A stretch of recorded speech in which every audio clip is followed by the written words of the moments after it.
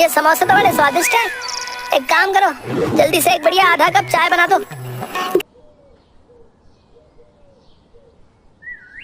गबरू की बात सुनकर चाय वाला क्रोधित होकर बोला, गबरू भैया, पहले पिछला वाला हिसाब करो। अबे अभी पैसे नहीं है बे, दे दूंगा। अरे काम के ना काज के और दुश्मन अनाज के हैं। धरती पर बोझ हो तुम कासगंज से जो है अपनी सड़ी हुई शकल लेकर दफा क्यों नहीं हो जाते भैया? अबे ओ बस बहुत ज्यादा बोल दिया तूने, समझा? अबे अब अगर इससे आगे एक शब्द भी बोला ना तो मुझसे बुरा कोई नहीं होगा, समझा? तभी वहाँ पर रतन, जो कि गबरू का लंगोटिया यार था और छोटी मोटी चोरियां करता था, आकर बोला, क्या बात है गबरू भैया, काहे को चाय वाले पे गुस्सा कर ले हो? अबे तुम्हें क्या बताओ यार, ये 2 कौड़ी का चाय वाला अबे मेरी रिस्पेक्ट ही नहीं कर रहा यार। अरे भाई, अपमान तो उसका किया जाता है जिसका कोई सम्मान हो। अबे क्या मतलब है? अबे तभी रतन गुस्से से बोला, गबलू, तुमने कुछ दिनों पहले ना मुझसे पैसे उधार लिए थे और आज तक नहीं लौटाए। कान खोल कर सुन लो, अगर तुमने मेरे पैसे नहीं लौटाए ना तो मुझसे बुरा कोई नहीं होगा। और तुम जानते हो, लतन जब किसी से दोस्त निकलता है तो अपना सब कुछ कुर्बान कर देता है, लेकिन किसी से दुश्मन निकलता है ना तो उसे कहीं का नहीं छोड़ता। अचानक क्रोधित होकर रतन की ओर देखकर बोला, अबे ओ, तुम सिर्फ अपने लंबे होने का फायदा उठाते, समझे? मैं नाटा हूँ ना, इसीलिए तुम मुझसे अकड़ कर बात कर रहे हो, समझे? ओ, तुम्हारा खलील तो दलूल नाटा है, लेकिन तुम्हारी जुबान कितनी लंबी है, तभी थोता है तुमने। रतन की बात सुनकर गबरू पैर पटकता हुआ कासगंज से बाहर निकल गया। वो कुछ दूर ही चला था कि तभी एक भिखारी की आवाज गबरू के कानों में टकराई, ईश्वर के नाम पे मुझे कुछ दे दे बेटा। गबरू उस भिखारी से बोला, अबे ओ, मेरी हालत भी तुम्हारी तरह ही है, जेब में एक फूटी कौड़ी नहीं, समझे? समझ गया, इसका मतलब तुझे मेरे वरदान की जरूरत है। साधु की बात सुनकर गबरू गुस्से से बोला, अबे खुद तो भीख मांग रहा है और मुझे वरदान देने की बात कह रहा है? अबे भीख तो मैं अपने शौक के लिए मांग रहा हूँ, वरदान तो मैं मुफ्त में दे देता हूँ। अच्छा, तो तू मुझे क्या वरदान दे सकता है बे भिखारी? है बे, कर भला तो हो बुरा, मैं तुझे वरदान देता हूँ कि कर बुरा तो हो भला। अबे ये क्या उल्टा सीधा बके जा रहा है बे तू भिखारी? है बे, तू सीधे सीधे बताएगा कि वरदान क्या है बे? गबरू की बात सुनकर अचानक भिखारी क्रोधित होता हुआ बोला, तू आज से जो कुछ भी बोलेगा वो हो जाएगा, इससे आगे मैं कुछ नहीं बता सकता, क्योंकि तू बार बार मुझे भिखारी कहकर अपमानित कर रहा है। इतना बोलकर भिखारी वहाँ से चला गया। भिखारी के जाते ही गबरू अपने आप से बोला, अबे ये भिखारी क्या वरदान देकर चला गया? मेरी तो कुछ समझ में नहीं आ रहा है। बस इतना ही समझ पाया हूँ कि अगर मैं कुछ भी बोलूंगा तो उसका बुरा ही होगा। चलो, वैसे भी कासगंज के लोगों ने मेरा बहुत अपमान किया है, मैं सबको बुरा बोलकर बर्बाद कर दूंगा है। इतना बोलकर गबरू दौड़ता हुआ सीधा चाय वाले की दुकान पर आकर बोला, ओ देख भाई, चाय वाले हो, और मुझे चाय की तलब बहुत महसूस हो रही, समझा? जल्दी से मेरे लिए बढ़िया सी चाय बना, चल। अरे कितने बेशरम हो तुम गबरू भैया, हैं? फिर आ गए? पहले पिछली उधारी चुकाओ, उसके बाद ही चाय मिलेगी। हाँ अबे तू मुझे जानता नहीं बे, चाय वाले कहीं के है बे। अगर मैं कुछ भी बुरा बोलूंगा ना तो तेरे साथ वही हो जाएगा, समझा? अरे अब ये कौन सी नई नौटंकी लेकर आए हो? है?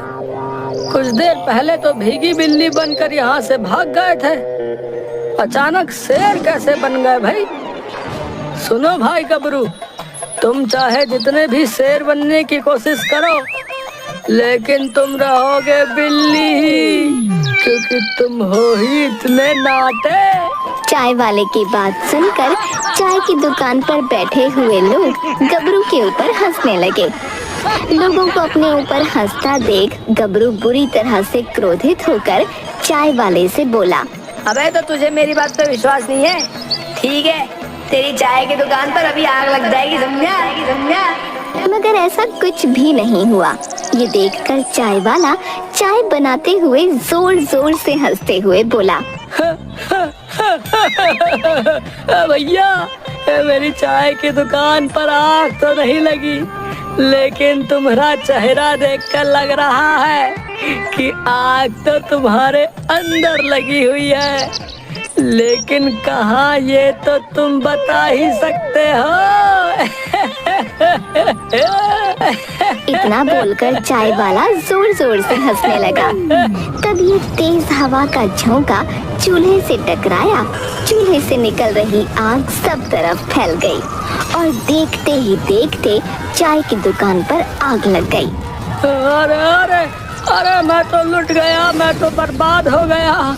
अरे नास पीटे गबरू, तू तो वाकई काली जुबान लेकर आया है रे। ए देखा बे, मुझसे पंगा लेने का अंजाम बे है बे। इतना बोलकर गबरू अकड़ता हुआ वहाँ से चला गया और एक तरफ बैठकर बोला, उस भिखारी का वरदान तो वाकई काम कर गया भाई। मैंने चाय वाले से कहा कि उसकी दुकान पर आग लग जाएगी और वास्तव में आग लग गई। अब मैं किससे बर्बाद करूं बे? तभी गबरू की नजर झुमरी पर पड़ी, जो कि रिक्शे पर बैठकर कहीं जा रही थी। गबरू झुमरी को निहारते हुए अपने आप से बोला, अब मुझ में ऐसी शक्ति आ गई है कि मैं किसी का भी बेड़ा गर्क कर सकता हूँ। क्यों ना मैं झुमरी को डरा धमका कर उसे शादी के लिए मना लूं। इतना बोलकर गबरू दौड़ता हुआ झुमरी के पास चला गया और रिक्शे वाले से बोला, अबे ओ रिक्शे वाले, यही रोक ले। गबरू की बात सुनकर रिक्शे वाले ने रिक्शा रोक लिया। रिक्शे पर बैठी हुई झुमरी गुस्से से गबरू से बोली, क्या बात है गबरू, अब तुम्हारी इतनी हिम्मत हो गई कि तुम रिक्शे वालों पर दादागिरी दिखाने लगे। मैं तुमसे प्रेम करता हूँ। कितनी बार कहा है गबरू कि प्रेम करने के लिए अपने साइज की ढूंढो। अरे 1.5 फीट के तो तुम वैसे ही हो, तुमसे कहीं ज्यादा तो मेरी टांगे लंबी है। अबे ओ, तुम मेरा अपमान कर रही है झुमरी। अब अगर तुम अपनी सड़ी हुई आलू जैसी शक्ल लेकर यहाँ से दफा नहीं हुए ना, तो फिर मैं तुम्हारा अपमान नहीं बल्कि मेरी चप्पल अपमान करेगी।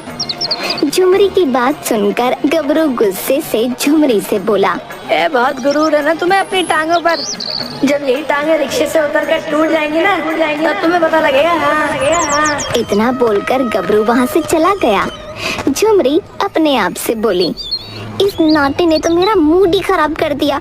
अब तो मेरा सहेली के घर जाने का मूड भी नहीं कर रहा, घर ही चलती हूँ। इतना बोलकर झुमरी जैसे ही रिक्शे से उतरी, अचानक उसका पैर मुड़ गया और झुमरी गिर पड़ी। झुमरी दर्द से कराहते हुए बोली, हाय तेरा सत्यानाश जाए 1.5 फीट, नाटकत के साथ साथ तेरी 1.5 फीट की काली जुबान का भी सत्यानाश जाए। इस दृश्य को कासगंज का एक व्यक्ति बहुत गौर से देख रहा था। वो दौड़ता हुआ मुखिया के घर जाकर मुखिया से बोला, अरे मुखिया जी, तुम यहाँ पर बैठे हुए आराम कर रहे हो और वहाँ तुम्हारी झुमरी रिक्शे से गिर गई और उसका पैर टूट गया, और ये सब हुआ उस नाटे गबरू की वजह से। ये सुनकर मुखिया चौंकते हुए बोला, क्या उस नाटे गबरू में इतनी ताकत आ गई कि उसने मेरी बेटी झुमरी का पैर तोड़ दिया?